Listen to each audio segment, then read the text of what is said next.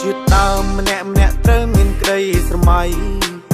បើយើងមិនខ្វល់តើនរណានឹងឲ្យតម្លៃបើយើងមិនធ្វើតើនរណានឹងមកកែច្នៃ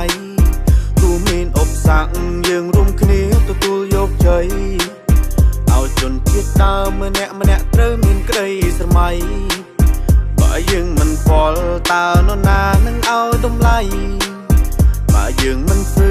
តើនរណានឹងមកកែច្នៃទោះមានឧបសគ្គយើងរួមគ្នាទទួលយកជ័យជនជាតិដើមភាគតិចនៅកម្ពុជាដែលជាវីរៈបុរសពូជអ្នកការពីនាំគ្នាលើកស្ទួយគុំនៅរុញរា24ដំបូលស្រែកហៅគ្នាតោះស្រែកហៅគ្នាតោះ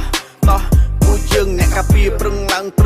រែងបានធូរទីកុំឲ្យជាតិសាសយើងបន្តនៅក្រំគ្រាពួកយើងត្រូវខំសិក្សាទទួលស្គាល់ការពិតថាខ្លួនឯងជាជនជាតិដើមមិនក្រឡៃប្រឌិតជាប្រយោជន៍ដល់សង្គមនាំពន្លឺសុចរិតអត្តសញ្ញាណរាប់ពាន់ឆ្នាំពួកយើងត្រូវតែគិតតើពួកយើងនៅចាំអីទៀតប្រាប់ប្រវត្តិជនដល់ជាតិទូរវល់ក៏នៅខំឆ្លៀតជនជាតិដើមមិនឲ្យឃ្លាន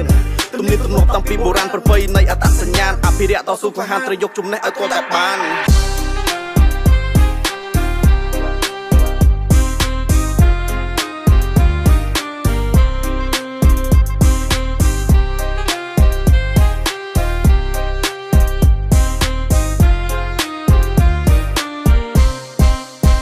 ឲ្យជនជាតិដើមម្នាក់ត្រូវមានក្តីស្រមៃបើយើងមិនខ្វល់តើនរណានឹងឲ្យតម្លៃបើយើងមិនធ្វើ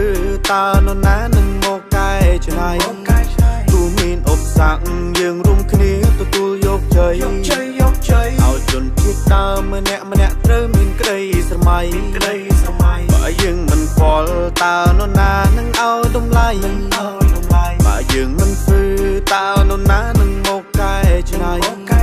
ទោះមានឧបសគ្គយើងរួមគ្នាទទួលយកជ័យគួយប៉ុណ្ណងទំពុនជារាយគ្រឿងព្រៅកាវេតស្ទីងក្រោលមើលពណ៌កញ្ចក់ខោនជុងលុនស៊ុយស្អូចរត់ដែរធ្មូនខេរុអងស្ទងលឿនសំរ៉ែប្រឹងឡើងឲ្យផ្លាច់ជាអ្នកបន្តវេនសពផ្សាយគោលដៅចាក់សាំងឲ្យពេញបេនដល់ស៊ីដល់អឺរ៉ុបពិភពលោកឲ្យមែនតែនវប្បធម៌អត្តសញ្ញាណយើងជាម្ចាស់ brand ដាំនៅស៊ីយ៉ាផ្លែផ្កានៅសហគមន៍រក្សាវប្បធម៌ចំណេះជាតិអប់រំក្មេងចាស់ប្រុសស្រីយើងមកជួបជុំអភិវឌ្ឍអភិរក្សខេត្តស្រុកភូមិឃុំគ្រប់គ្រងការពីមនុស្សឲ្យមានរបៀបដីធ្លីព្រៃឈើធម្មជាតិខ្ពង់រាបខ្មែរដើមជនជាតិដើមរក្សាសន្តិភាពមានកិត្តិយសក្រឡេកមើលទុនទៀម